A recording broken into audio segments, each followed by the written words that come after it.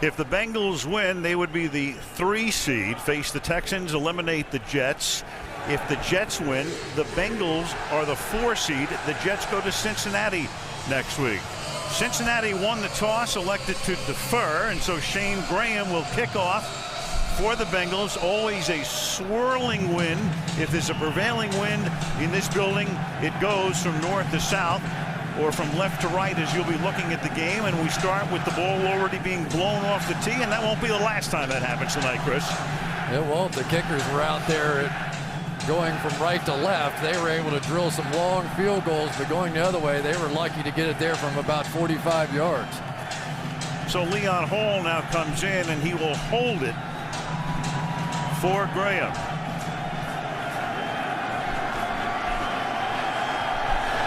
And the final game of the regular season is underway, and this is Brad Smith taking it at the 70. We're going to take back 106 yards at Indianapolis last week. 28-yard line, and the Jets begin on the ground, and that's Thomas Jones having a great year with 1,324 yards coming into the game. The Jets traded up in the draft. They were going to pick 17th. They traded up to 5th so they could get that guy, Mark Sanchez, who was the MVP in the Rose Bowl last year. In his last college game, had 1 year of eligibility left at USC, and opted to get into the draft and has been the Jets starter since opening day. Second down, 8 from the 30-yard line. Play fake and then a quick flip to the left side, and that is caught by Braylon Edwards, who came over in a midseason deal with Cleveland. He gets it out to the 36-yard line. It will be 3rd down and 2 for the Jets.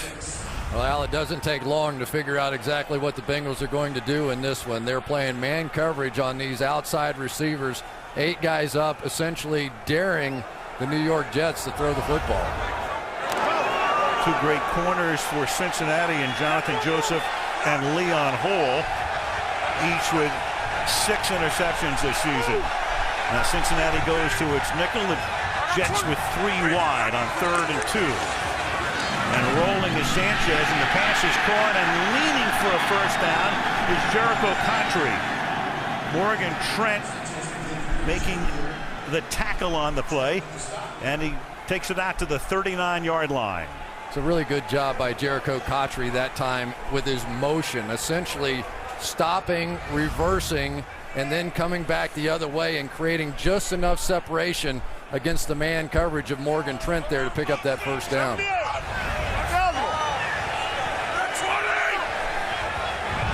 From the 39-yard line. Jones. So Pecco not playing tonight. He would be one starter. Chris Crocker, the safety, would be the other who's not playing tonight on 2nd down and 8. And this is a game of maybe 1 for Jones, and Dukeway making the tackle. It'll be 3rd down and 7 now for New York. Well, you end up with these safeties going to play right at the line of scrimmage here and bring that extra guy through. Chinanduma Ndukwe there. Really nobody can block him once you get that extra guy up there. And what the Jets have tried to answer with here are 3 wide receivers out to create just a little more space for Thomas Jones to make those runs. But Ndukwe is going to be almost like a linebacker tonight. Now you've got the Wildcat with Brad Smith taking the snap. Played quarterback in college at Missouri. Very versatile. And Smith with a first down and a lot more inside the 20. And Brad Smith takes it to the 1-yard line. He can run, he can throw, he can catch, he can run kicks back. He had the longest play in Jets history last week, a 106-yard kickoff return, and this one is a 57-yard run. Brandon Moore here with the key block coming around the edge, kicking out the linebacker and creating space. And we have seen this young man come up with some big plays out of that Wildcat formation. This has become very much a staple of this offense. No surprise they're running it early. First and goal from the 1-yard line. And now they give it to Jones, and he's in for the score. Just got in behind the fullback, Tony Richardson, and Jones takes it in. And the New York Jets score on their opening drive.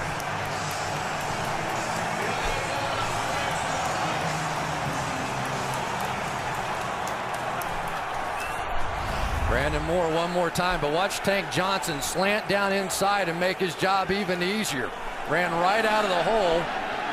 Easy touchdown for the Jets, and boy, is that nice when you're trying to get it at the other team to quit and think about next week. Jay Feely for the point after. Struggled with New Jersey. Certainly the last regular season game ever to be played here. Almost certainly the last game ever. The only other possibility would be the Jets get into the playoffs and somehow host the AFC Championship game. And that would have to be against the 6th seed as they are seeded 5th. Short kick and a fair catch is called for at the 32-yard line. Now the Bengals from the 32-yard line with Ocho Cinco going in motion, setting to the right. Palmer has that knocked down, and that's Kerry Rhodes coming in on a safety blitz and getting there to bat it at the line of scrimmage. If you're going to play Rex Ryan, you're going to expect this. They bring more pressure off the edge from their secondary than any team in football. And Kerry Rhodes, good thing he didn't catch that one and run it right in the end zone. The Cincinnati Bengals passing game has not been very good this season. They've had to rely on their running game too. Jets rush a defensive back on about a third of opponents' pass plays. And that is highly unusual. And tops in the league. Second down and 10 from the 32-yard line. And Palmer hands the ball off to Bernard. Third down and 9. Palmer steps up to avoid the heat and then throws into the wing for Ocho Cinco, and it is incomplete. He's covered by Darrelle Revis, and the two have been texting back and forth and creating a lot of good-natured ribbing back and forth, and Revis is about as good as it gets when it comes to being a cover corner in the National Football League these days. Well, you know what, Al, sometimes Carson Palmer, if he has a flaw, he can lock on to Chad Ochocinco too much. That time, Lavernius Coles was wide open for his first down. Here's Kevin Huber, the rookie out of the University of Cincinnati. Punt fielded at the 12-yard line by Cotchery. Jericho brings it back up to the 24-yard line. Strength against strength in the rushing matchup tonight. The Jets with 167 yards per game, best in the league. Bengals allowing second fewest yards, and then in 20-yard runs or more, the Jets with about 1 per game, and only 3 allowed by Cincinnati, and none longer than 24 yards until that Brad Smith run on the first series. Now Sean Green, the rookie out of Iowa, is the running back here after we saw Jones on the first series. When they start from the 24-yard line, Sanchez gets flushed out, and the pass is incomplete, intended for Jericho Cotchery. You know, Chris, for years, the Bengals, and of course going back to your days with them in the 80s, and always thought about primarily about offensive football and firepower and scoring a lot, and rarely about defense. But now, as you look at the defensive coordinator, Mike Zimmer, that's really become a major strength of the team. Yeah, it's been really a total transformation of this team. They've gone from a high-flying, passing Indianapolis Colts type of offensive team to now defense and running game, but they have not been giving up plays like that. And it doesn't a very good way for them to start. Second down and 10, and this is the rookie Green barreling out to the 38-yard line. He's really come on, and he's gotten a chance to shine because they lost Leon Washington about halfway through the season, and he has come on, and he and Jones are pretty much sharing the carries of late. Well, it's been the Brandon Moore show so far right here. Once again, this time working against Pat Sims, and then got up on that second level. And I tell you, when they talk about Sean Green, they talk about him in terms of being like Michael Turner, one of the big, strong backs in the league, and he's getting more and more opportunities. Gain of 15 from the 39 now. First down. Jones back in. Green to the 41-yard line. Sean Green still in, so a steady dose of Green, who is 5'11" and 226 pounds. And when Washington got hurt, Green had a chance to shine right off the bat. He gained 144 yards in a game against Oakland. Well, this kid, you know, he was so impressive in college, set the Iowa single-season record with 1,850 yards and 20 touchdowns in that year. And he is a heavy back. He is just one of those guys in behind this great offensive line that can really cause some problems. Second down and 7 from the 42-yard line. Sanchez flips it out to the left side. Contry makes the catch. Contry trying to get that first down and comes up about a half-yard shy. Tom Nelson making the tackle. It'll be third down and a short one. And it's just so key for Rex Ryan and the Jets to be able to throw the ball when they want to throw the football as opposed to when they have to throw the ball. And I watched a lot of tape on the Jets getting ready for this game. Mark Sanchez, I'll bet you, gets hit less than any quarterback in the league. This offensive line is as good as I've seen all season long. Brian Schottenheimer, son of Marty Schottenheimer, the offensive coordinator, on the headset, calling in the play. Sanchez going to keep it himself and gets low and goes over left guard. And we'll see about the spot. Halfway through the quarter, Walt Anderson says, I'll bring in the chain gang. I tell you, I like how Mark Sanchez runs those quarterback sneaks. Watch the little move he makes, a little delay, and then goes the other way with it. So those linebackers, you saw Dhani Jones there, the middle linebacker, take one false step that way, and then come back to where you intended to go all along. They didn't get much of a push there, though. Counter sneak. Yeah. First down. Rex Ryan trying to be a rookie coach with a rookie quarterback to get to the playoffs. He knows all about that because he was on the Baltimore staff for the last several years, and last year John Harbaugh came in, and along with Joe Flacco, not only did they go to the playoffs, they went to the AFC Championship game. And you'd never know he was in a significant game tonight. He was relaxed, he was having fun, he was joking with his team. He loves this game. And now he puts Smith in at quarterback. So Smith, who had the 57-yard run out of the Wildcat, will keep it after the fake.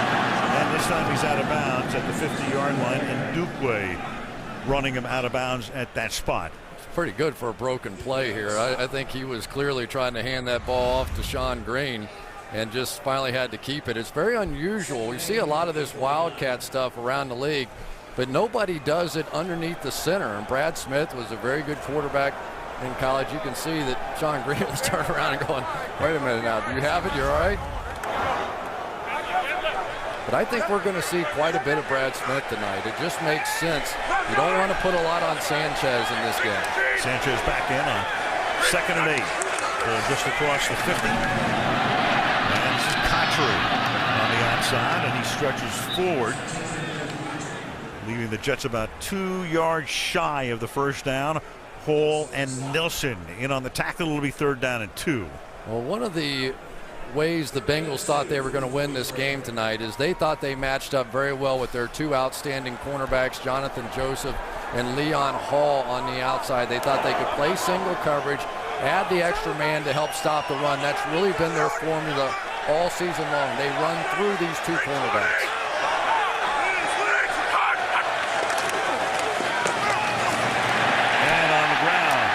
First down, and Sean Green takes it to the 36-yard line. Again, he gets in behind the fullback, Tony Richardson, in his 15th season in the league.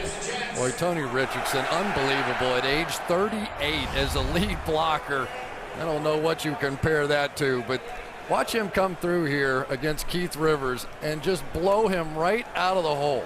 I mean, that is not just contact. That is contact and elevation. You can get that from your fullback, you've got a big chance. A lot of good years for Tony in Kansas City from the 36-yard line. Green again. Every time I look at Richardson, I think about his other source of income. He makes enough money playing football, but he also collects rent from Brett Favre. Favre is renting Tony's house in Minneapolis. Oh, you son of a gun. I wonder who's renting his house here. You know, it is, though. It's fun to see a guy like Tony Richardson. And, you know, fullbacks are one of those positions you just don't think you last much longer than age 30 with the beating that you take. But he has been a tremendous player for a long time. 3.5 years older than any other running back or fullback in the NFL. Second down and 8. Green to the left side this time. And he'll take it to the 30-yard line following DeBrickashaw, Ferguson. That makes it 3rd down and 4 for the Jets. Thomas Jones back in at running back on 3rd down and 4. And they give it to Jones. And that's another 1st down for the Jets to the 24-yard line. Got in that time behind Alan Faneca, who'll be making his 9th trip to the Pro Bowl. All Jets to this point with 3 minutes and 20 seconds to go in the first quarter. Pat Sims, the defensive tackle, will take a cart ride back to the locker room, and already minus Pecco tonight, so we're going to see a lot more of Sean Smith in the defensive tackle, and Gathers is inactive tonight, so the Bengals are short along that defensive front. After the Jets timeout, 1st down, New York at the 25-yard line.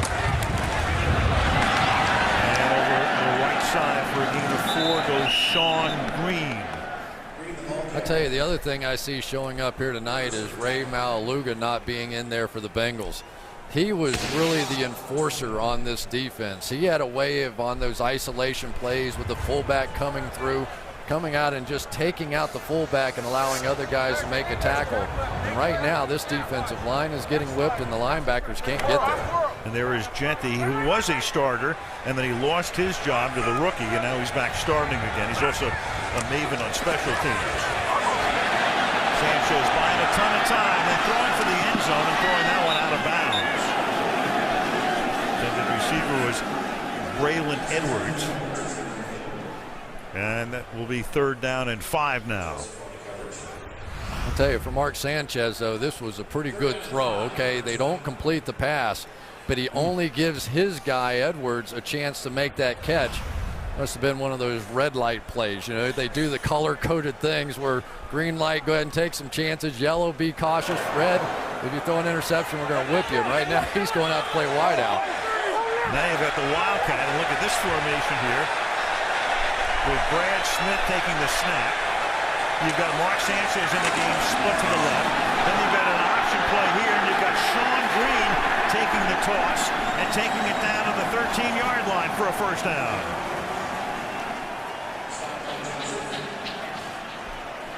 One of the things about the option, especially with 2 guys in the backfield, you end up with somebody on the guy you're actually reading. That time, Frosty Rucker was the one they were going to read, but they blocked the guy on the outside.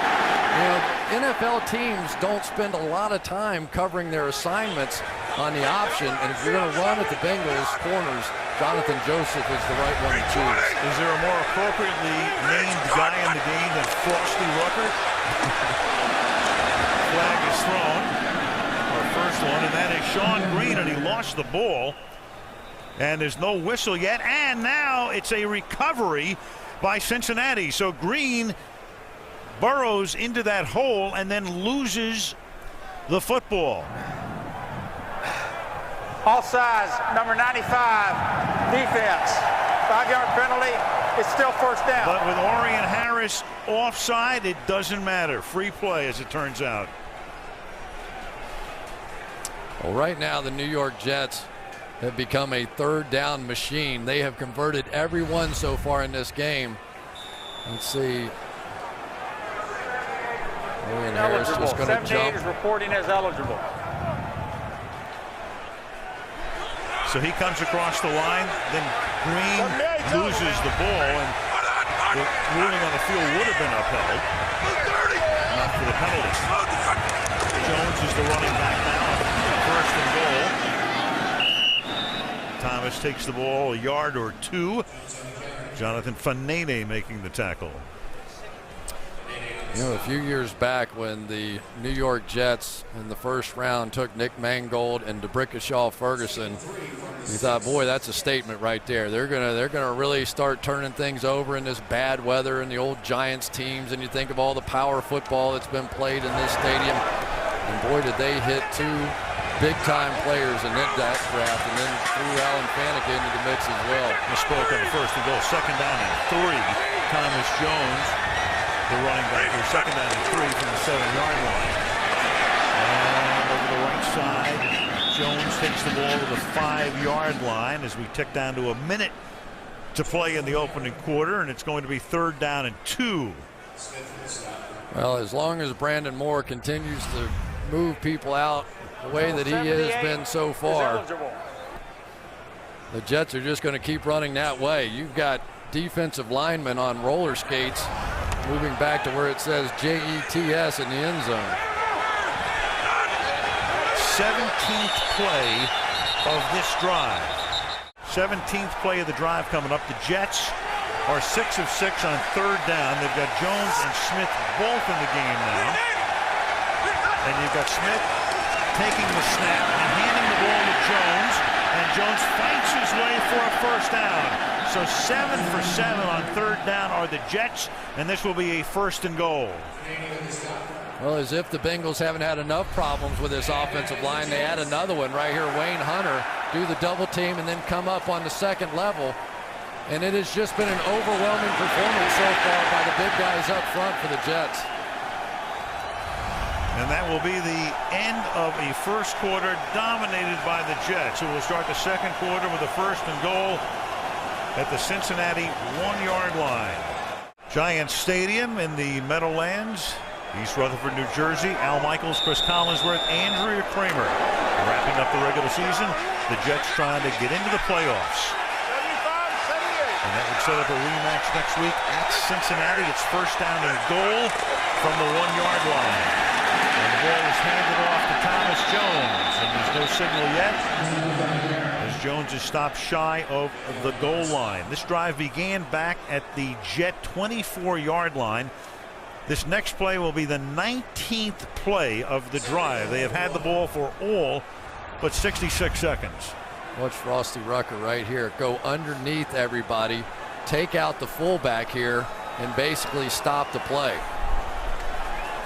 I wonder how many more times they can do that. That's as close as they've come to stopping the Jets the entire evening.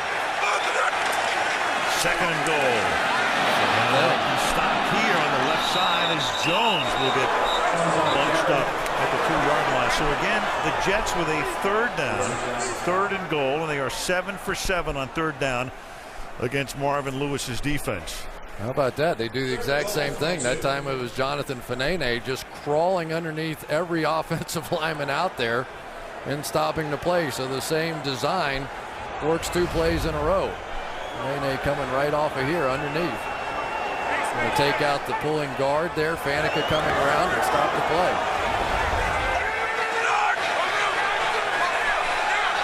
And now Sanchez is going to take the snap out of the shotgun. And a timeout is taken here New York. by the New York Jets. Say 30-second timeout. It'll be third down and goal now. 20th play of the drive. Sanchez out of the shotgun.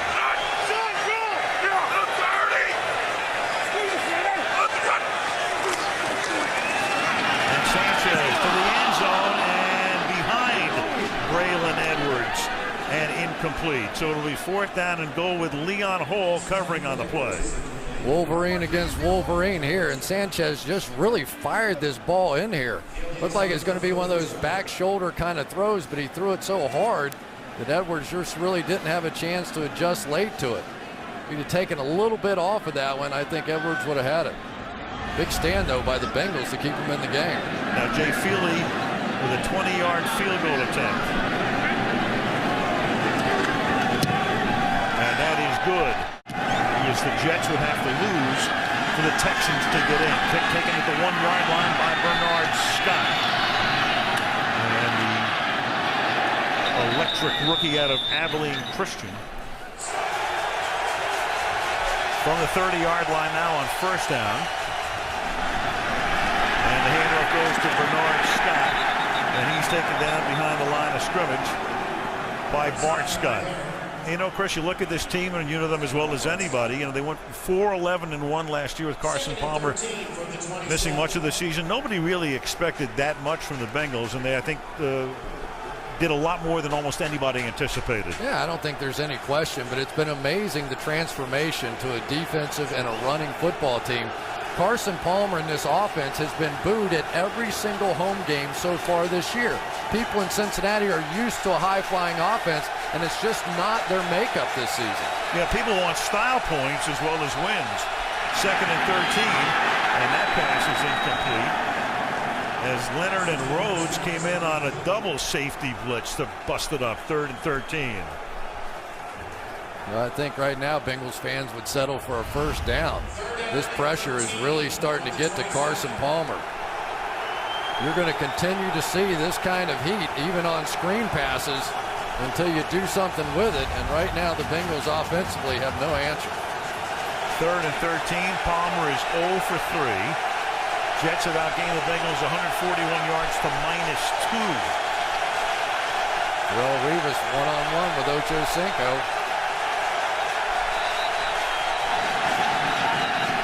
And with the Jets showing blitz, and a flag is thrown. One of the subplots coming into the game, Chad Ocho Cinco, Darrelle Revis, the matchup. Wide out and cover corner, and Ocho Cinco told Bob Costas yesterday, as you looked at what took place before the game, mutual respect with these guys, a lot of kidding around. Said to Bob yesterday, if Revis shuts me down, I'm changing my name back to Johnson. We better get the paperwork ready. 3rd and 13. One-on-one, he's got him. He wants him. And he's pressing him too. And Palmer's going to throw in that direction, and the pass is incomplete, and Ocho Cinco gets whacked by Kerry Rhodes. So he gets inside of Revis, and then with safety help, Rhodes comes in to give him a shot. It's 4th down. Good disguise that time by the Jets. This looks like it's going to be man coverage on the outside, but instead they roll the safety over the top, and Carson Palmer tries to fit one in there. We've seen him over the last 2 or 3 ball games get in trouble and make bad decisions, trying to force balls into Chad Ocho Cinco. Got away with that one, but barely. The rookie Huber to kick, and the wind knocks that one down, and it's a duck that goes out of bounds short of midfield. And with the ball in midfield on 1st down, Thomas Jones is the running back, and he'll take the ball to the 46-yard line of Cincinnati to make it 2nd down and 5. Yeah, the only thing I'd say about Thomas Jones, and here's a guy that has put up huge numbers, over 1,000 yards, 5 years in a row. Occasionally, I see him kind of run into his own guys and not take full advantage of these blocks up front. You'll see right here, he's going to run right into DeBrickashaw Ferguson, who's really throwing a pretty good block, when there was a good hole over there with Alan Faneca, who he could have followed in behind, I think, for a big game. He spotted back at the 48, so it's a gain of 3, and 2nd down and 7. And Jones this time gets to the 43, where he's tackled by the outside linebacker Keith Rivers. It'll be 3rd and 2 for the Jets.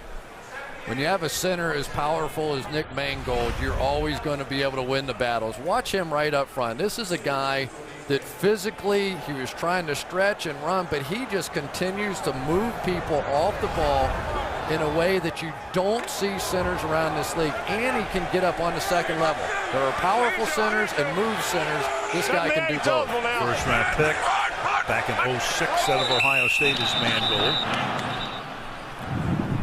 Ball start, number 78, offense. 5-yard penalty, still 3rd down. Wayne Hunter, who comes in and lines up on the end of the line very frequently. It'll be 3rd down and 7. You know, both of these teams are sort of starting new trends in the league. They play 6 offensive linemen, 7 offensive linemen. It's all about power football. Rex Ryan said, hey, we're not fooling anybody here. This is going to be 2 teams, the exact same style of play, slugging it out in the middle of the field, and the offensive linemen are going to win the game or lose the game. And right now, it's pretty obvious which one's winning the game. Yeah, the way the Jets are going, it's going to be a referee stops contest at some point. 3rd and 7, we hope not. And going deep for Edwards, and the pass is incomplete as he mistimed his leap a little bit. Looked like he was getting up into the air too early, and Leon Hall was back there. Ball might have hung, and it's 4th down. Well, they're willing to go man-to-man. You see the inside technique here by Hall, and Edwards got by him. He was in great position and just couldn't come down with the football. He jumped a little bit too soon, was on his way down, and just missed it. And Braylon Edwards, if you followed him in Cleveland or here or anywhere else, he drops as many passes as anybody in the league. Makes a lot of big plays, but he drops a lot. Now the punt by Weatherford has been bothered by a sore hamstring, and his status was in doubt as of Friday. Temperature now 20, wind chill is 5. Cincinnati without a first down. A third of the way through the game. He starts from the 15-yard line. Palmer throws, and that's incomplete.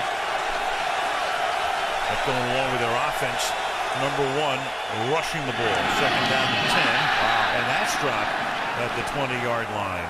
Pass intended for Quan Cosby, the rookie out of Texas, who's excelled on runbacks this year. It'll be third down and 10. Wow, back-to-back drops by the Bengals, and they look nervous or just, I don't know what the heck's going on with this offense right now. I mean, this is 2 in a row, right, in the numbers, and now on third down, you get everything out of Rex Ryan now. Watch out for anything here. Palmer is 0 for 6. Total offense for Cincinnati, -2. Jets dancing around defensively.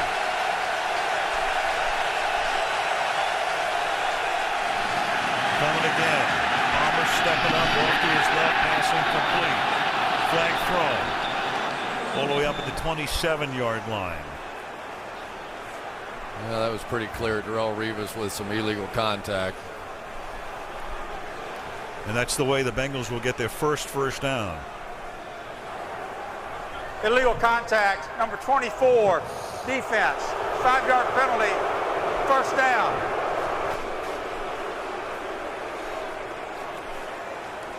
Five yards, the limit for contact for defensive backs. Revis on the outside and kind of get tripped up and will maintain that contact. I know it was probably a lot of high school football players out there going, what the heck, you can't even do that, but it's the way it is. They like to see completed passes in this league. From the 20 now on first down. With Dennis Rowland lining up as a wing. And Scott going nowhere again. Benson being rested tonight. He's their number 1 back. The number 2 back is Larry Johnson, but we haven't seen him. It's been the rookie Bernard Scott. Well, one of the things we continually see out of Carson Palmer is this handoff with his right hand. He has an injured left thumb, and so he makes the handoffs like that. Where it comes into play, I think, is when they try to go play action. When he goes play action, he has 2 hands on the ball, and it's very obvious that it's going to be a play action pass and not a handoff, and you see linebackers get a real jump on that. Second and 10. Just get the play off. There's the fake. And the pass caught at the 19-yard line, but the tackle is made immediately as Brian Thomas takes down the one-time Jet Lavernius Coles. And another flag.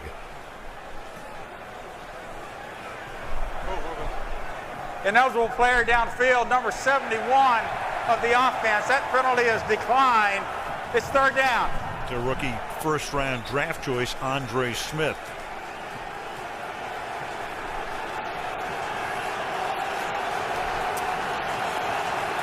Andre Smith was just barely across the line of scrimmage, but once you go more than a yard downfield, let's see what happens. It's a good way to describe it.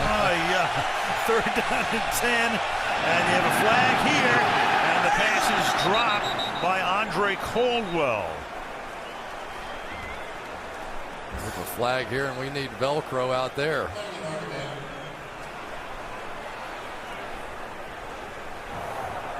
Illegal shift, 2 players on the offense not being set prior to the snap. That penalty is declined. It's fourth down. 3 different drops on that particular set of downs, and when you talk to Carson Palmer, of course the tragic loss of Chris Henry meant so much to this football team, but it has also shown up big time on the football field. They just don't have the down the field threat the way they used to have it. Kevin Huber to punt. Jericho Cotchery back at the 40-yard line. And the wind wreaking havoc with it, and it's fielded up at the 48-yard line by Brad Smith. Start with Thomas Jones as the running back as Ocho Cinco looks up at the big screen. Jones takes it to the 44-yard line, and right now the Jets just doing it on the ground. And you know, Mark Sanchez throwing from time to time. Everything is short. 4 out of 8 for 21 yards. And a guy who threw the season with 12 touchdowns and 20 interceptions and a low rating in the 60s. When you would look at the numbers, you'd say, well, this team will probably be 5-11. But when you can run the ball like that and play defense like they can, that's why they're on the cusp of the playoffs. 2nd and 8 from the 45-yard line. Play action, and the pass is right on target to Jericho Cotchery for a first down to the Cincinnati 30-yard line. Tell you, Cotchery is working over guys, trying to cover him in the slot here. Coming up, looks like a run, looked like he was going up to block Tom Nelson, and instead comes off. But right now, Mark Sanchez is simply throwing when he wants to. And the Cincinnati Bengals have no answer for that. And now they have no answer for this either when they bring Brad Smith in. Brad Smith taking the snap under center, and then this time Cincinnati is equal to the task as Green gets tackled by the cornerback Jonathan Joseph behind the line of scrimmage. There's an answer for it. They went Rex Ryan on him. Start sending guys out of the secondary because you know they're going to try and run it. Coming right off the edge here. Catch him in the backfield, and it's a good thing he did. Looked like a pretty good hole to run through. 2nd down and 11. Under 7 minutes to play in the first half. Brad Smith back under center with Sanchez split to the left. Green is the running back. Fake to him. Then Smith keeps it inside the 20, inside the 10. Touchdown Jets.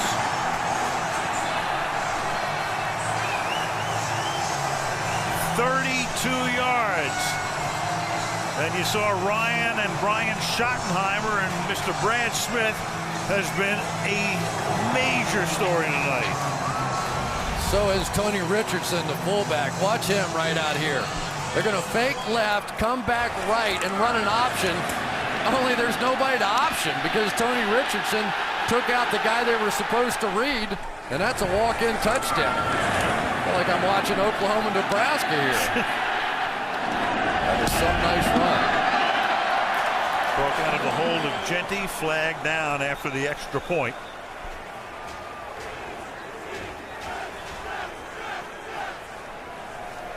How do you think the Bengals are feeling about the possibility of the Jets coming in now? 12 players on the defense. That 5-yard penalty will be assessed on the kickoff. The try is good. The playoff scenario again, the Bengals clinching the number 3 seed if they win, but right now the Jets in the driver's seat, and the Jets would go in if they win as the number 5 seed. Baltimore would go in as the 6. New England would be 3. And the Bengals would be 4. And Mark Sanchez would be Fireman Ed.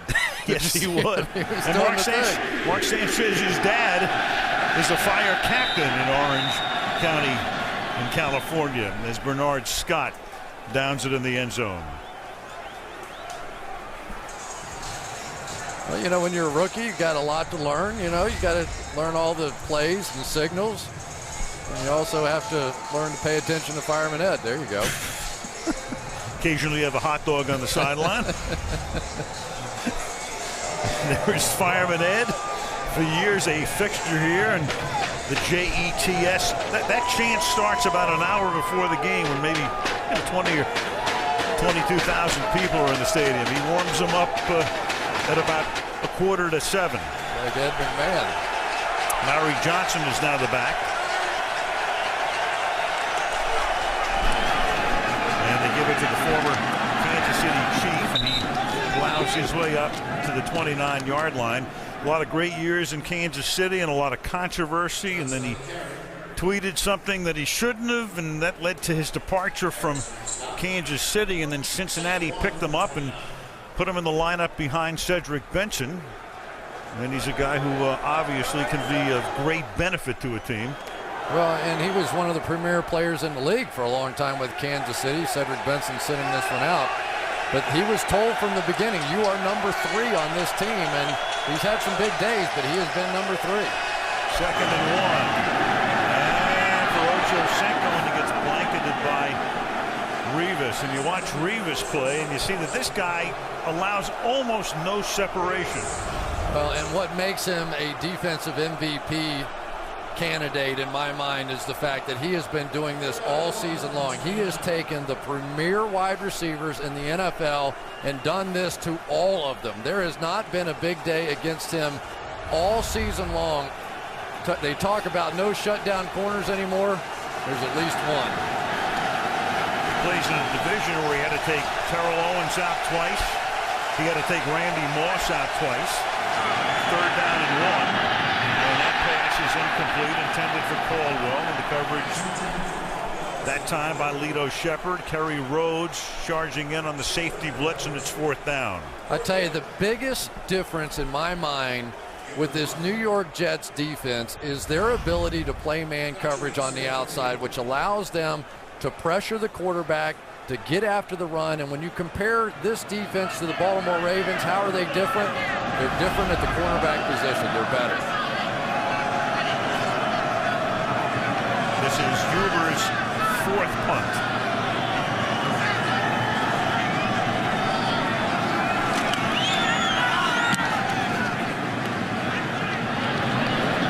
And fielded at the 31-yard line by Cotchery.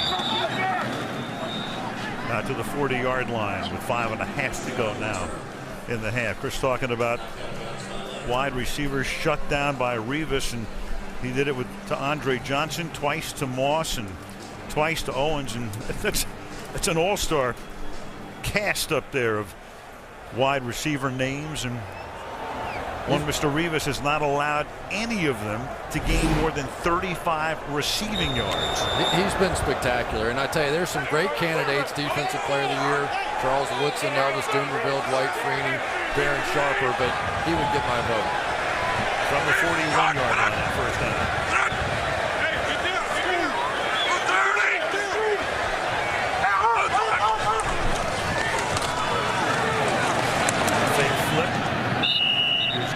Chris, we were talking to both coaches, and it was clear, I mean, for Rex Ryan, this was a winner in game. So he had to come in with his A game plan. One game plan just to get him to another game. With Marvin Lewis, it's a different story. Marvin's not coming in with his A game plan here because he knows, and the way it looks right now, he's going to face the Jets next week too. Yeah, and clearly they practice plays for the Jets that they're not running tonight. And he said a lot of times that's the best way to do it because you get 2 weeks essentially to install something instead of a single week. On 2nd and 6. Sanchez buying time. And then Cotchery comes back and hauls it in for a 1st down. Like what Sanchez is doing tonight. That was pretty good coverage on the outside by Jonathan Joseph there on Cotchery. Cotchery came back to the ball, but watch how exact this ball is from Sanchez. The bootleg took care of the blitz, but this one is just absolutely perfect. I tell you, you can see his confidence growing, obviously with the 17-0 lead, but for Mark Sanchez, a big moment if he can put his team in the playoffs as a rookie. From the 46-yard line.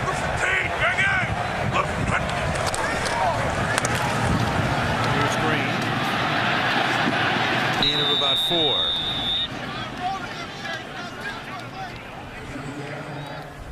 You know, it's Thomas Jones has been the star back here for a long time, but the more you watch this Sean Green and the more you look around the National Football League, most top-end teams have at least 2 backs that can really play, that can take the burden, if you will. And right now, late in the season, this offensive line, these 2 backs, it has just made life so easy for Mark Sanchez. And when he does go play action, they're not even getting close to him. Look at that. They've already allowed about twice as many yards in less than a half than they have on a per-game basis this season. A lot more to come. Smith has 91 by himself. Here's Green. And it'll be 3rd and 1.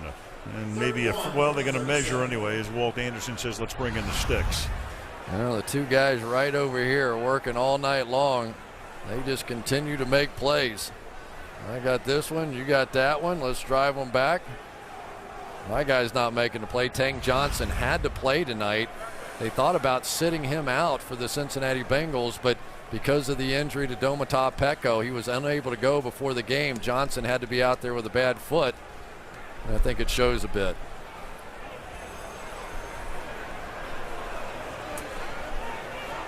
The missing link. Rex? Well, not really. He'd appreciate that.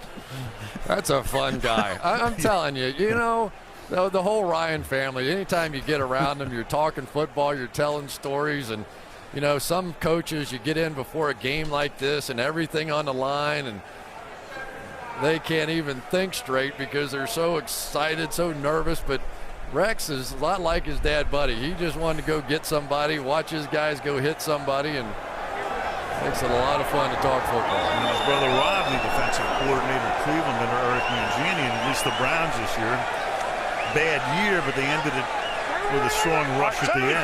78's eligible now. 3rd and inches. Thomas Jones lines up at tailback, and here goes Sanchez again, and that's the second time he will have sneaked for a first down, and he's not finished yet. First down. You know, Sanchez and Palmer, they go all the way back. They went to the same high school in Southern California, Santa Margarita Catholic High School. When Palmer was 17, Sanchez was 10. And Sanchez would hang around at practice and was the water boy for Palmer. Yeah, and he would come out there with his dad, and he would watch everything that Carson Palmer did, and then he and his dad would do every single drill that Carson Palmer did, and that's sort of how he got his start as a quarterback.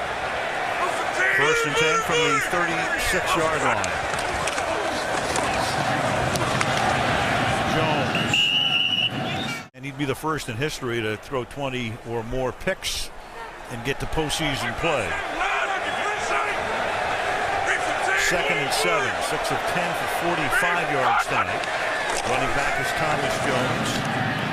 The pass to the outside, and it's caught by the tight end Dustin Keller. When Sanchez does not turn the ball over, he avoids mistakes. Take a look at that. When the Jets win the turnover battle, they're perfect. They are even in the turnover battle, 1 and 2, and when they're on the minus side, 0 and 5. Well, he said, I couldn't believe we still had a chance to make the playoffs with all the rookie mistakes that I made. He said, you know, at USC, you lose one game and you're done. You're a disappointment, and here we're still alive. Well, Coach Ryan had it out of the playoffs after they lost to Atlanta. From the 24-yard line. Big hole. Jones, and he's in behind Faneca. Gain of 9. Man, Alan Faneca almost knocked a guy out pulling around that time. There you go, right there. Watch this knockout blow. This makes it fun to be a running back. Just took out Keith Rivers that time.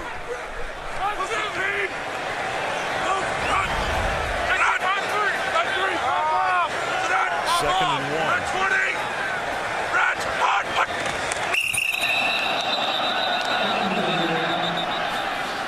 Pretty good by the old Rook.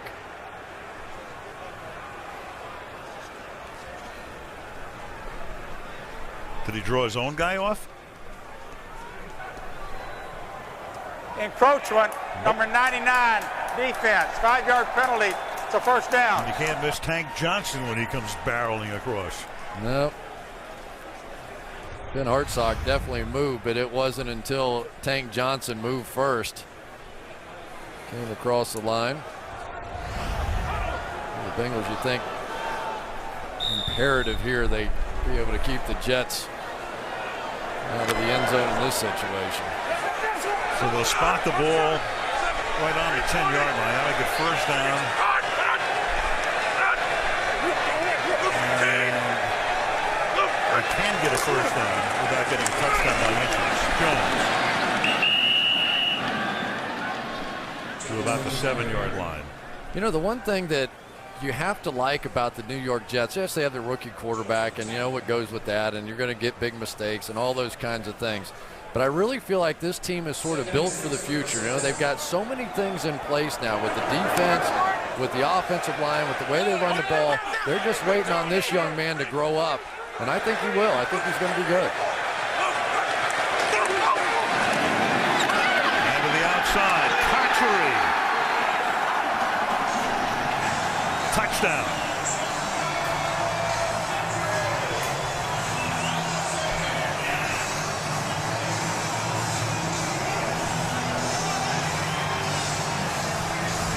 That gets the old rookie a little excited. Bunch formation, and the Bengals are short. They've got 3 guys out there for the New York Jets and just 2 for the Bengals, and you can see Leon Hall trying to signal for somebody to come over and help him. That was easy. Feely for the extra point. So the New York Jets with a win or else situation and playing like it. Cincinnati might have preferred to be the number 3, but then again, they can determine their opponent. You would think that Houston beat them earlier this season before this game started. Maybe they would rather have faced the Jets. Now, who knows? They had no choice in the matter tonight. I'll tell you what, the Bengals were excited about being on national television. They probably wish this was on some D-regional game.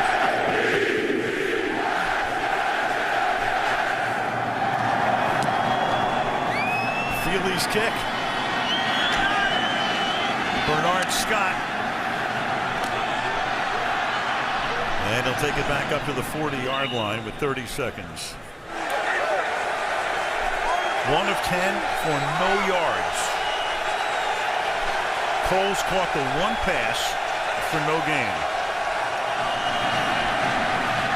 And now Palmer throws, and that's picked off.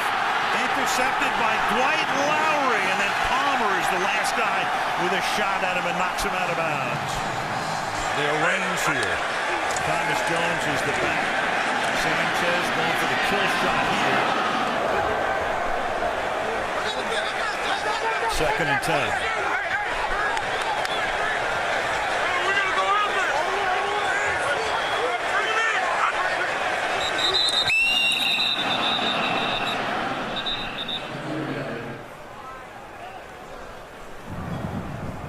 False start, number 60, offense. 5-yard penalty. It's still 2nd down. DeBrickashaw Ferguson.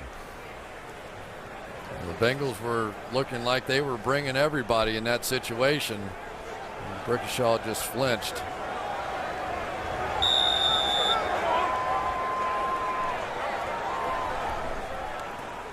You think Rex is wearing thermals tonight? I think he was born with thermals. 2nd and 15.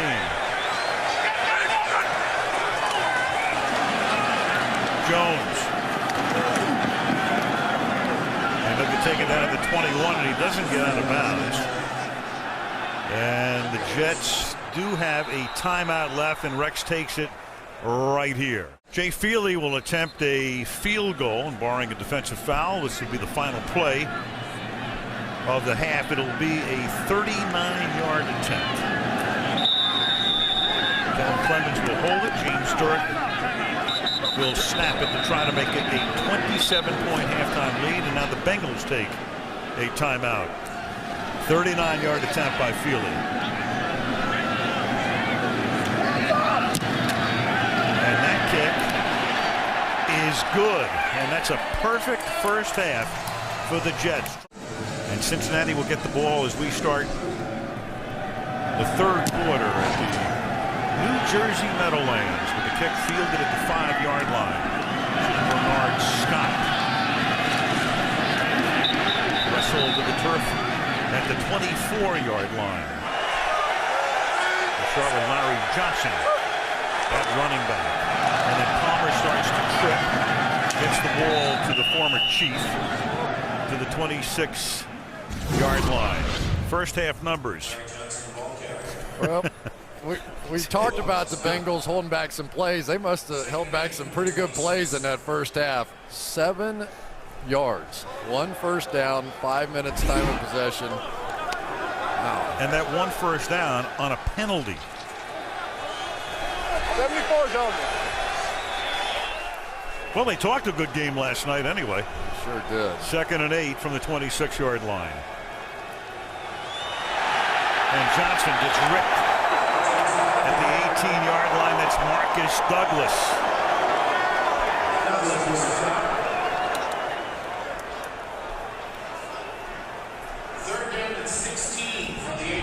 Well, it's been a long list of guys. Marcus Douglas right there is the Bengals pull Douglas at their running back. Oh, man, it's like a circus out here. 3rd and 16 from the 18-yard line.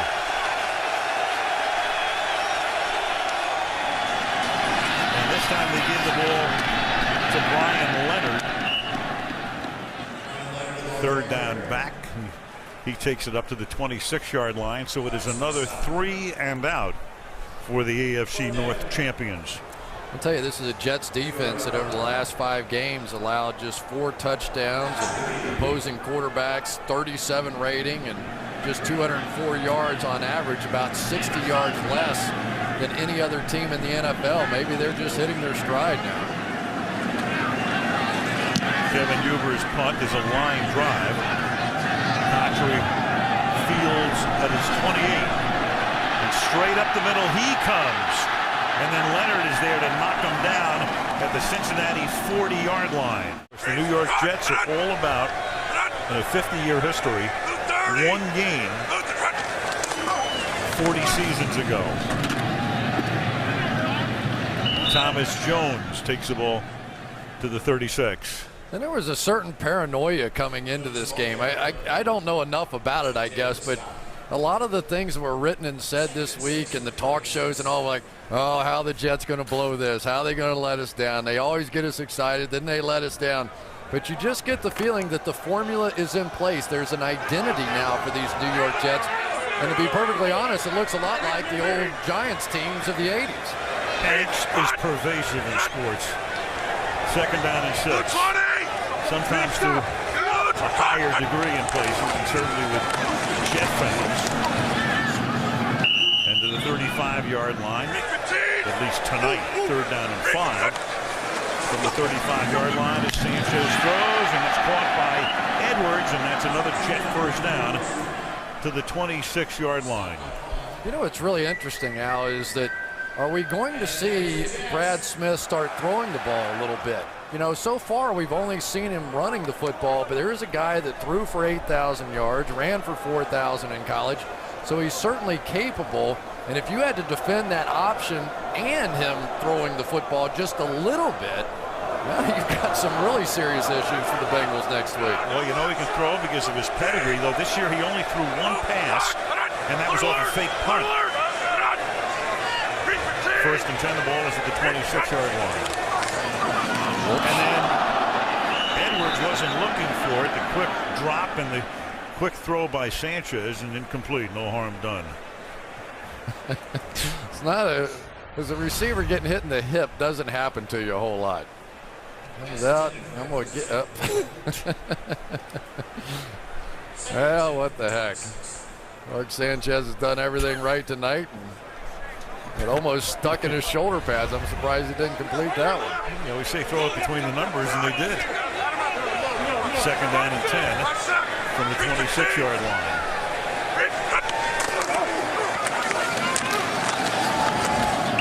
Jones, 22. Let's go to Andrea. Well, it's Marvin Lewis's worst case scenario, injuries. Chad Ochocinco has a left knee injury. He's out. Now, he slipped on that knee in pregame, so obviously still bothering him. Tom Nelson also out with a knee, and Pat Sims, a broken right forearm, gone for the rest of their season. Well, that's going to be the issue now for the Bengals going into next week's game. Not only are they getting plastered by the Jets, and they have to face them, but those injuries are really mounting for them. Especially defensively. 3rd and 6. And that's knocked down at the line of scrimmage. And here's how Ochocinco got hurt. Chad was warming up before the game, and this took place about an hour and a half before the game, and you can see what happens here as he slips and goes down. You know, and he got up and he kind of looked like he's just going to walk it off a little bit. And then he went over to the heater and he looked like he was really hurting. And then he went back out in the game, and I haven't really been able to detect it. Maybe he just didn't want to change his name back to Johnson. I don't know. Here's Jay Feely with a 40-yard attempt.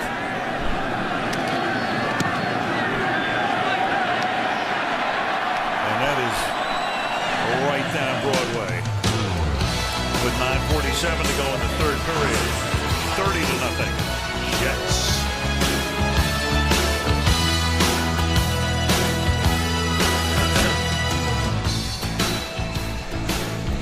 Wow.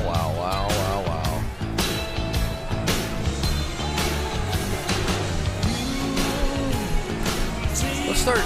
Can we? What's that? Yeah, here we go. Quarterback change time. Yeah.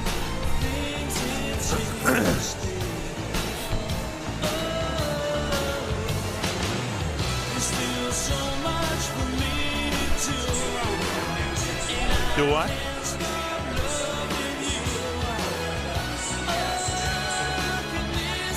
Yeah. Put him on anyway. How did he do today? See any? First winning season.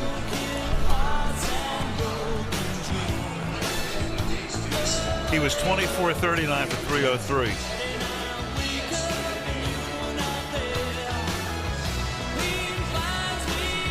Well, they finished 9-7. Do the standings. Yeah, that's their first winning season, right? Yeah.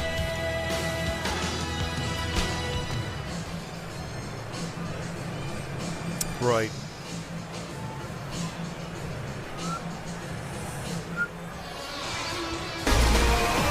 Yeah. What do we know about that? Wow. Did they mention that at halftime? Yes. All right. Well, they did. They covered And that. it really wasn't even on a hit. Jay Leno this week. He's got Tim Allen coming by. Kim Kardashian will be there. Denzel Washington on the Jay Leno show. Maybe Denzel can talk about Chad Ochocinco. Chad doing a little name dropping with us last night. Telling us, you know, among the people he talks to for advice is Denzel Washington. Wonder what Denzel has for him tonight. Get some rest. Take a seat. Get ready for next week. One hop to Scott at the 5-yard line, and Feely can't stop him. And then 3 Jets converge on him as he takes it all the way down to the New York 40-yard line. It's the only burst tonight for Cincinnati, and you can put Carson Palmer's season to rest. Tonight, 1 of 11, no yards. That's not too much of a quarterback rating there. JT O'Sullivan comes in, who started a few games for San Fran last year, about 8 of them. So he can play a little bit, see what he can do. And to the 37-yard line, Larry Johnson. Well, the premier matchup we thought coming into the game was Chad Ochocinco against Darrelle Revis, but it has been no contest from the beginning. Darrelle Revis has really taken it to Ochocinco. You don't know how much. His knee was a factor, but just watching him run, it looks like he's running fine to me. Darrelle Revis, he's done what he's done to every other receiver. And let's say it again, Ocho Cinco said he's changing his name back to Johnson if he got blanked in this one, and he did. 2nd and 6. Jeremy Johnson.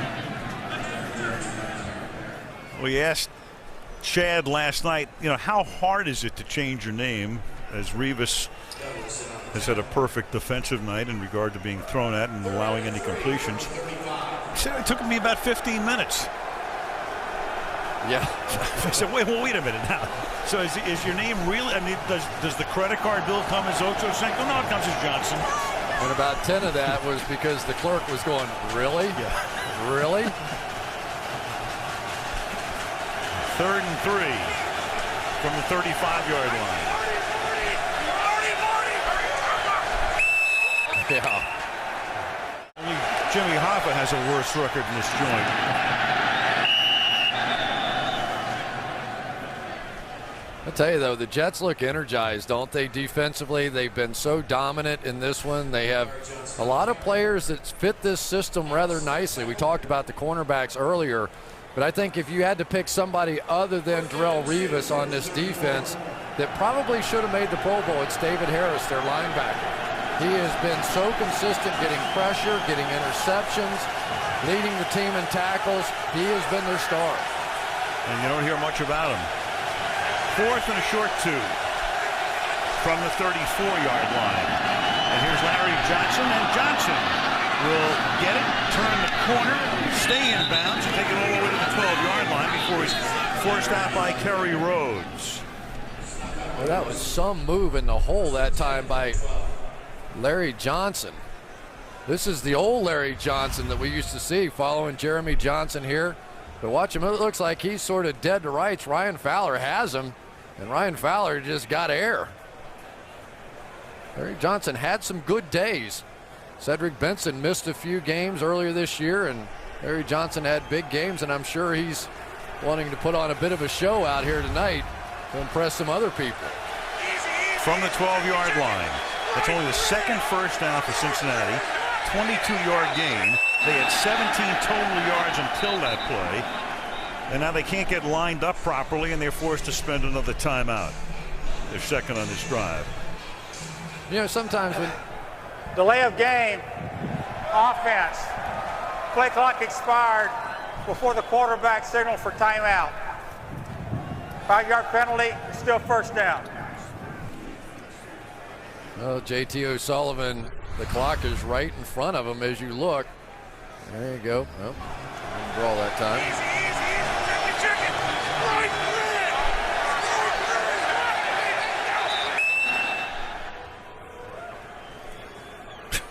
And he knows it.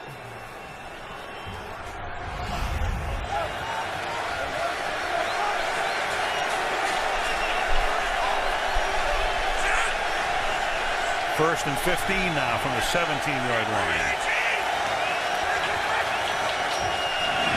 Here's a flag.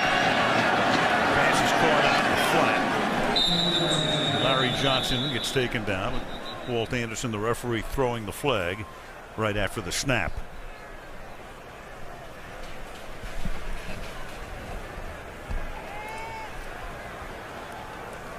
I think Marvin Lewis is getting mad.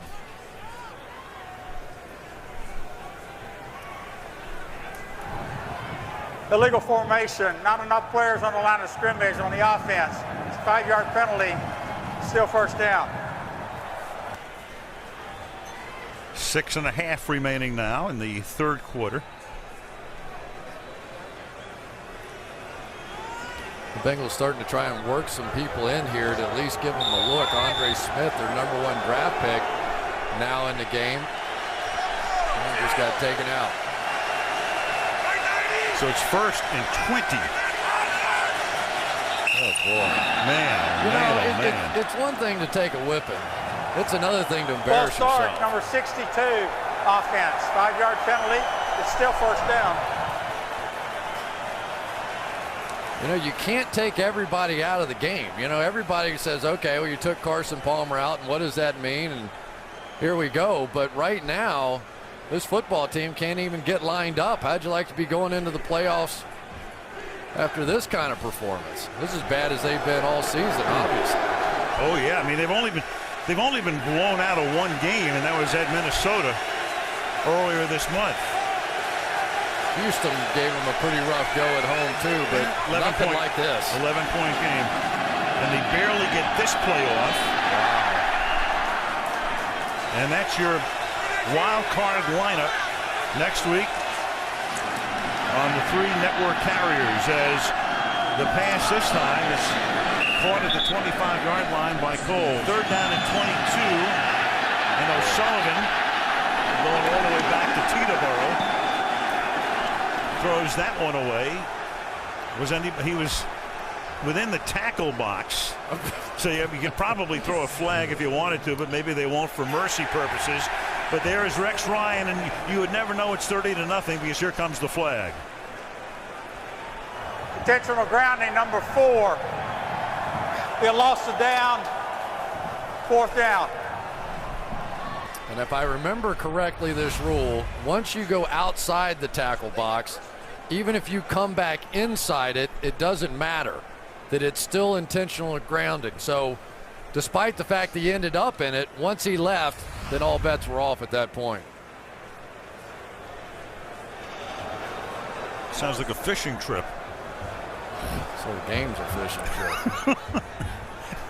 Honestly, this is unbelievable. Yeah, this is, you know, I mean, this is a Bengals team. They came in, they supposedly were all fired up, they were ready to go. Marvin thought his guys would play well. And what's doubly tough for Marvin is the fact the way they got beat. I mean, they got manhandled at the line of scrimmage in this one. Kevin Hubert punting. Fair catch made. 1st down at the 10-yard line for the Jets with 4:45 remaining in the 3rd. Sean Green is the running back here. And Sanchez will give it to him. With Cincinnati on its way to a loss, that means that Houston's going to get eliminated. Had the Bengals won this game, then the Texans would have been into the playoffs for the first time in their history, though Houston did beat New England today and wound up with a winning record for the first time in the history of that franchise. And Matt Schaub is on the phone with us as he is down in Texas. We're going to bring him in a moment and talk to him after a spectacular season, but it's going to be the end of the season in all likelihood. Well, Matt, congratulations to you individually, to your team collectively, but a tough one to watch for you guys tonight. Yeah, it is, and thanks, guys. You know, we ended our season on a positive note, winning our last 4 after a rough and kind of disappointing first 12 games, going 5-7. You know, we were in a lot of games and kind of lost at the end in each one of them, but you know, we fought back and battled back through some adversity, and we were able to win our last 4 and stay in the hunt. And you know, hopefully at some point here, Cincinnati can pile up a whole lot of points here at the end. I'm sorry, man. Thanks for helping to keep the audience for us. We appreciate that. We'll at least have a rating of 1 by the end of the night. Yeah. Well, that'll be slightly below what Carson Palmer's rating was tonight, which was 1.7. 5-yard penalty. Oh my Still goodness. 3rd down. You know, I've been following it on my phone. I haven't been watching it. I'm out to eat with my family and trying to enjoy our victory today. But you know, yeah, it hasn't been looking good so far. Well, I know one thing, the Cincinnati Bengals were not looking forward to seeing you guys come back in because of the way you handled them the first time in Cincinnati, but I don't think they anticipated what they were going to see out of the Jets tonight either.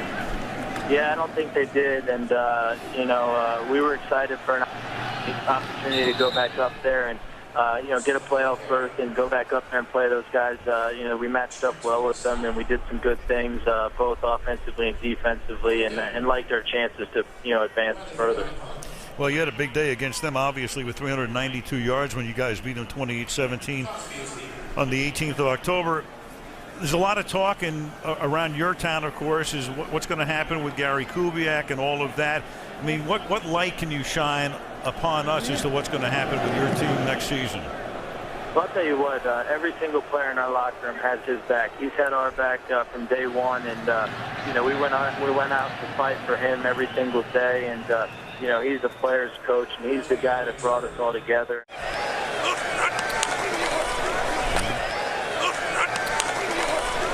Bernard Scott spins away and takes the ball down to the New York 35-yard line. The hotshot rookie out of Abilene Christian, drafted in the 6th round, and he's been a major find.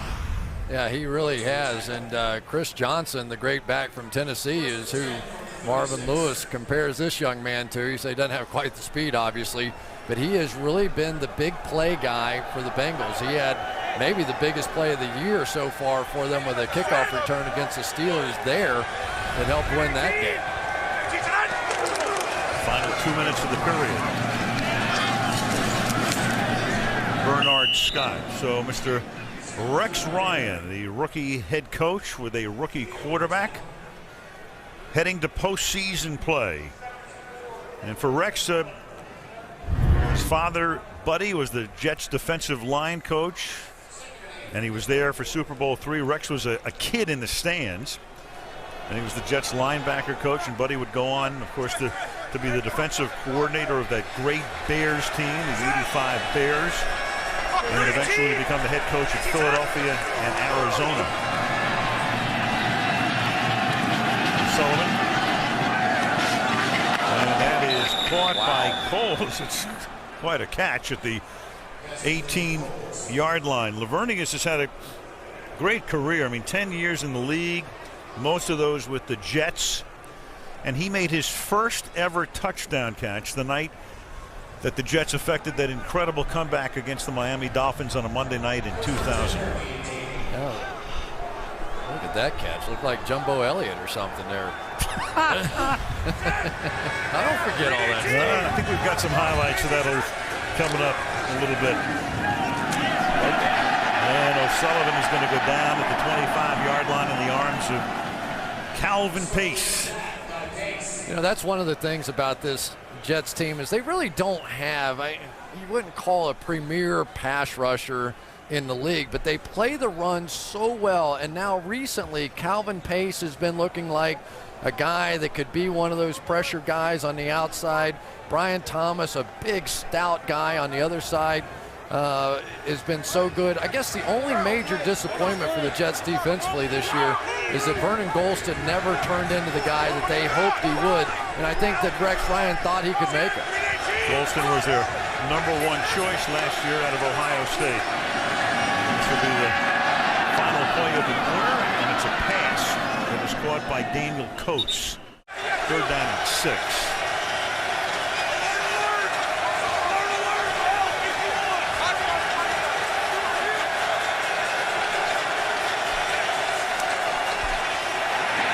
Sullivan is going to get taken to the ground. The ball is going to come loose. It is picked up, and running all the way to the end zone is Kerry Rhodes, but he can't get there because Leonard comes from behind to knock him down. So Sullivan was in the gun, came up behind center, went back, loses the ball. Leonard creates the sack, and then Rhodes is off to the races. Oh, here you've got the dilemma. Do you block this one or you block this one? That time Brian Leonard blocked the inside guy as he should. It's up to JT O'Sullivan to see the outside guy, but it doesn't matter. Jim Leonard gets there, and then Kerry Rhodes has the bear jump on his back before he gets to the end zone. But that is Rex Ryan. That is what this defense is about, and that is why they are the #1 ranked defense in the NFL and have put on a display tonight. #1 in terms of yardage, #1 in fewest points allowed. Of course, they've allowed none tonight. Thomas Jones, the running back here. Sanchez,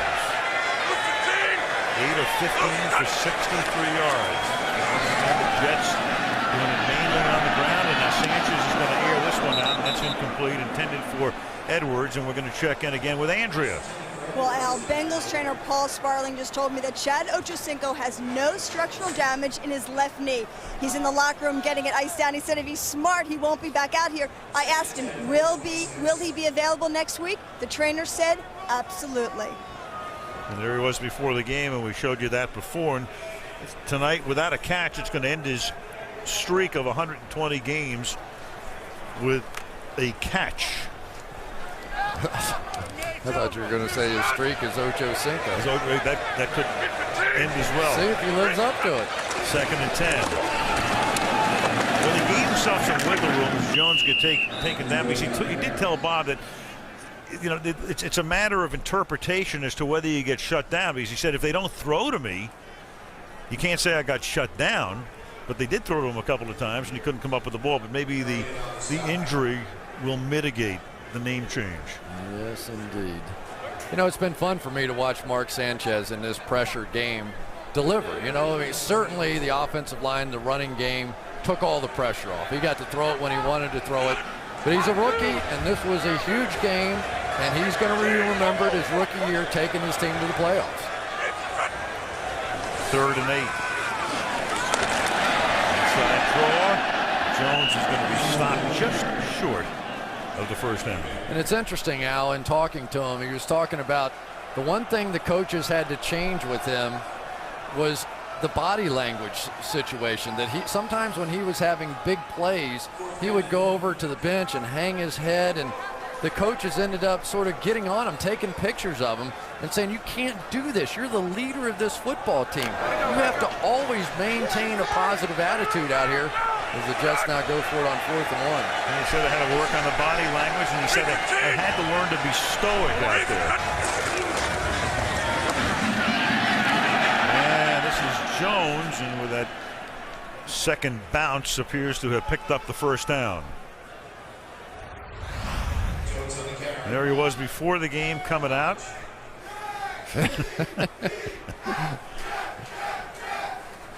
That's good body language right there. Yeah, it was easy to have good body language tonight. Everything was going right. But, you know, there's so much on his shoulders. And it was one of the things that Rex Ryan, one of the reasons he wanted to go up and get Mark Sanchez, he said it was his personality as much as anything. I knew he was going to be a dynamic leader on this football team, and I knew he wouldn't be intimidated by the press and the pressure of New York City. And that had as much to do with it as what he was doing with football in his hand. And Walt Anderson says no, they didn't get it. During the play, when the runner was down by contact, the ball was at the 15.5-yard line, which is enough for a first down for New York. New York will not be charged with a timeout.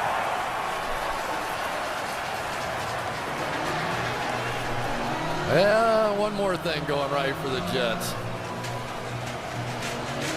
And the flip side for the Bengals. Yeah, it is. But, you know, the Bengals will have some guys back next week. Domata Pecco, a big run stuffer, will be back. Chris Crocker, their safety. And these guys will be going to Cincinnati. Jones, Green, and the wild card, Smith. Wildcat, Tiger Cat, you name it. First down, 15-yard line.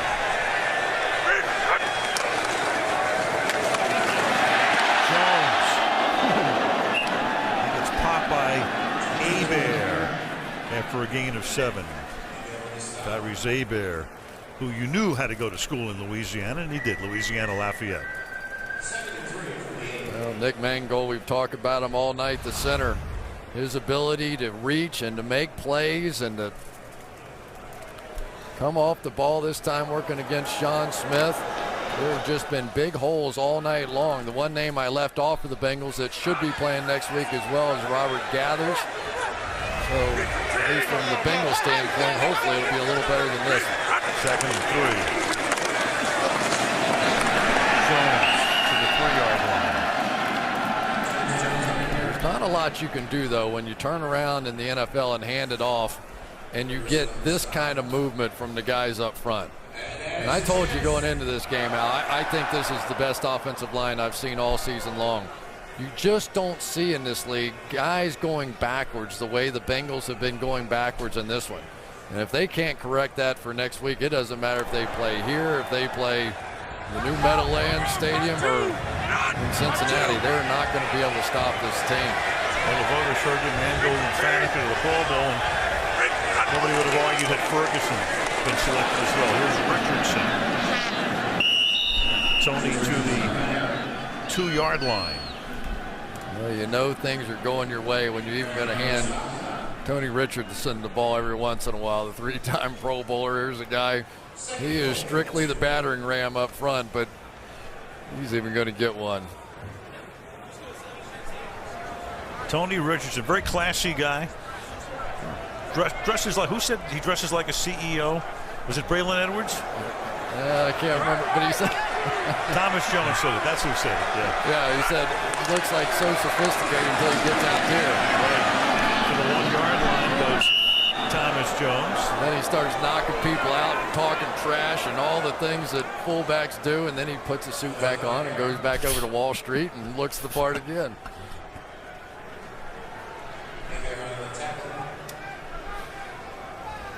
Be 3rd down and goal at the 2 yard line.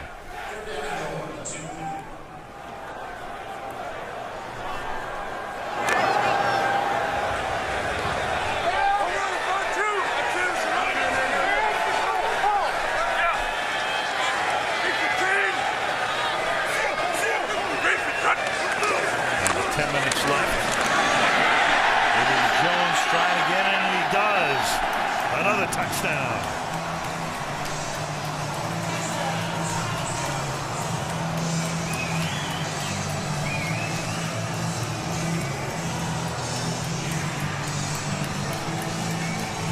Well, take your pick, but for me, this guy right here has had the dominant game all night long. Brandon Moore, nobody's gotten off of him. He gets people engaged, he gets people moved, and he gets people out of the way for guys like Thomas Jones and Sean Green. Big time performance by this offensive line. Here on NBC. Bouncer fielded at the 25-yard line. And Brian Leonard up to the 39.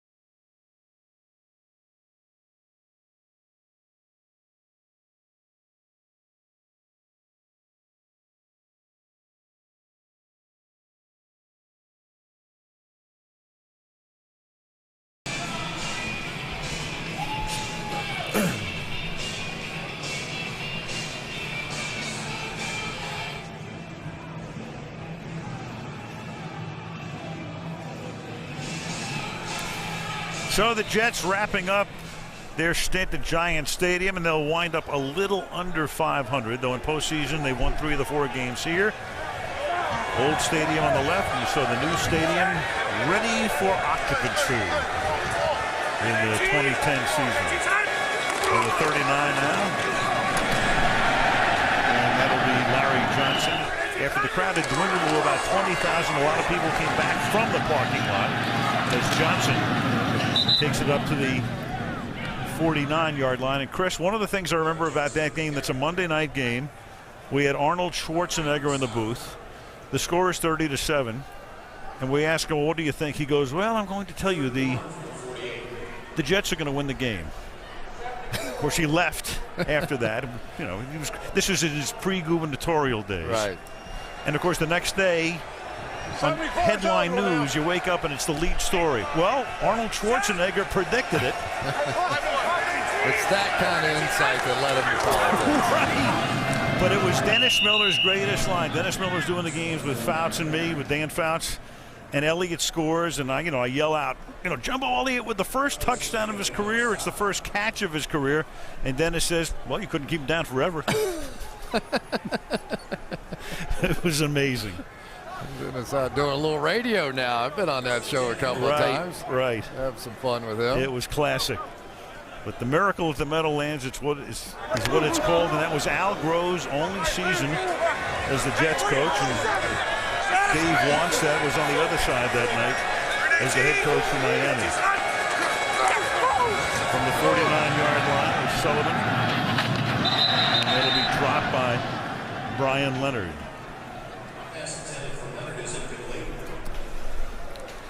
Well, you just have to wonder about the Bengals. This is one of those games you take the film, you put it somewhere in the garbage can, and you just forget about this one. Now, clearly they had some guys out in this game, but as far as a confidence boost, because really in the game against Kansas City, Mike Zimmer, the defensive coordinator, wasn't very happy with that one, and they won that game.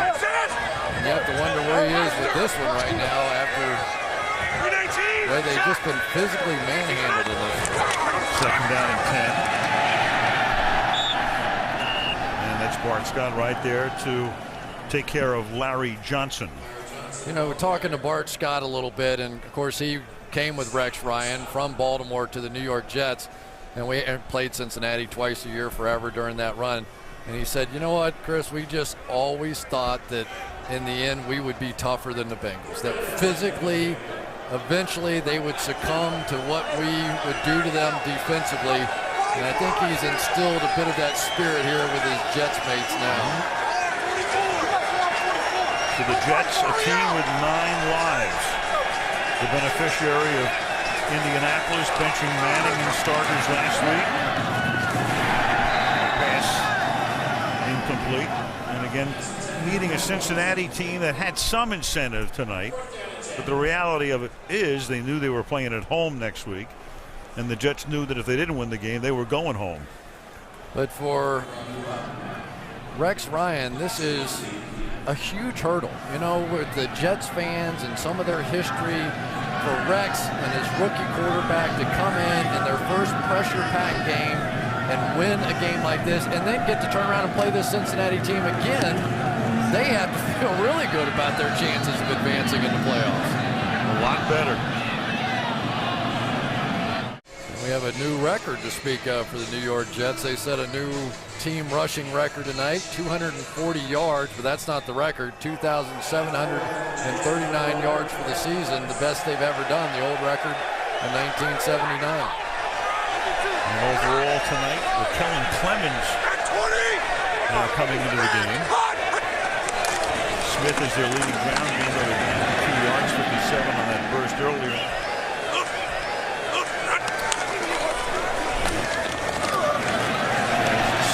Woodhead again. I was talking to John Mara and Steve Tisch, the co-owners of the Giants, when we were here 3 weeks ago, and they were saying that because I guess of the structural situation here and the proximity to the new stadium, they're going to have to knock it down conventionally with a wrecking ball and not implode it. Good. Hopefully they'll be able to take a few things out of here that people can use, and the new stadium looks beautiful, doesn't it? Yeah, fabulous. It really does. Of course, get a chance to go to Dallas next week and check out that spectacular stadium one more time. That would be great. Oh, yeah. And what a scene that's going to be is the Eagles meet the Cowboys. 3rd down and 3. And here's Woodhead, who was a big sensation in training camp and earned a spot. And a little preview look now at next week's game. And with Dallas knocking off Philadelphia twice during the regular season, and Tony Romo throwing for 618 yards in those 2 games. Well, it's sort of so much for the December swoon for the Cowboys. Now we'll see if Tony Romo and Wade Phillips can get rid of that goose egg on the wins in the playoffs. Right. 1996, following that season, the last time the Cowboys won a playoff game when they beat Minnesota. How big was that win against the New Orleans Saints? That just seemed to jumpstart the Dallas Cowboys. And one of the things you have to be careful that you don't miss, it's always so easy to talk about offense, not around Rex Ryan. He only wants to talk about defense. But Wade Phillips, since taking over as the defensive coordinator, has really turned that team around defensively. And for them to shut out the Philadelphia Eagles in this one is about as big a statement as we're seeing out of the Jets tonight. Yeah, and you go back a year ago when Philadelphia blew Dallas out in a win or else situation in Philadelphia. And to rebound from that. 2nd down and 7. And again, it's Woodhead.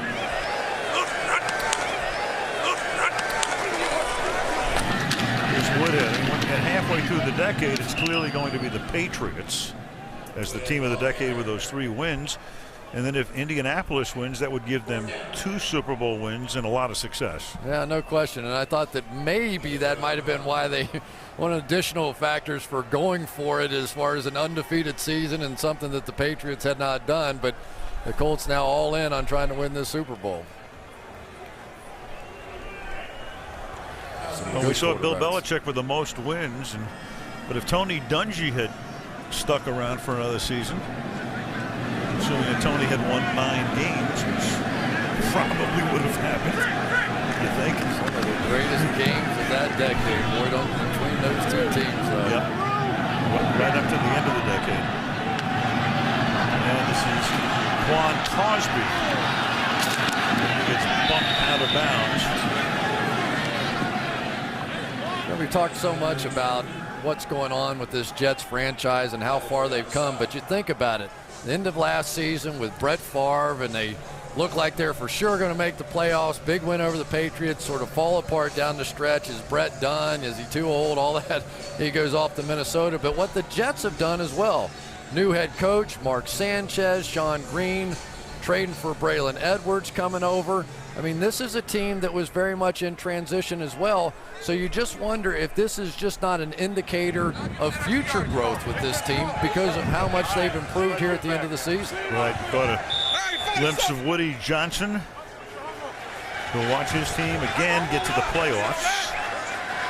Something they've done now 5 times in the decade. From the 24-yard line. One thing about the Jets, they take all of the emotion that their fans have to give. They'll squeeze it out of them. They've been to the playoffs 5 times in this decade, and on each occasion, they didn't get in until the last game of the season. Well, that's why Fireman Ed's lost a little hair over the years. Tough being a Jets fan. Even tougher being a Bengals fan tonight.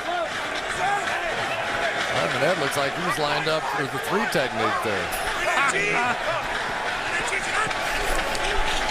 Watch that double-A gap blitz, would you? Here's Bernard Scott.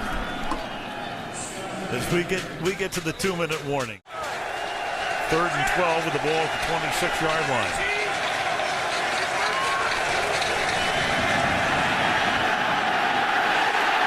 Sack, fumble, picked up, and running with it is Jamal Westerman, the rookie linebacker out of Rutgers, who gets taken down at the 28-yard line.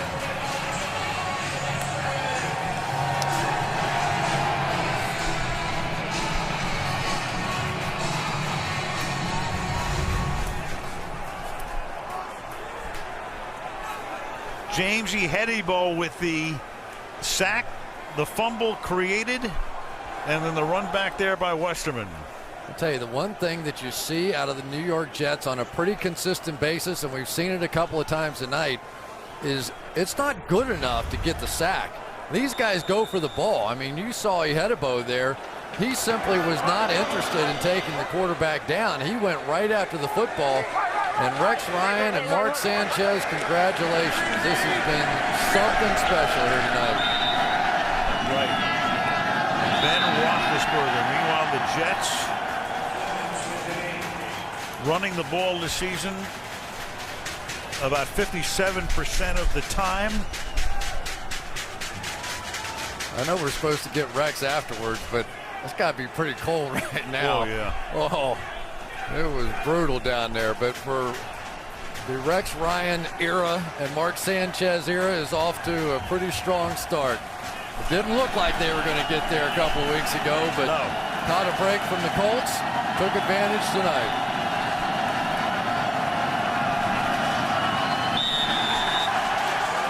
And that'll do it. In all likelihood, that's the final play ever at Giants Stadium.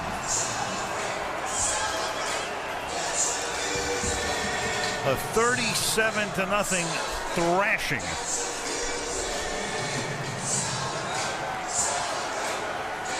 So the Jets and the Baltimore Ravens were the two teams going into today's action who controlled their own fates.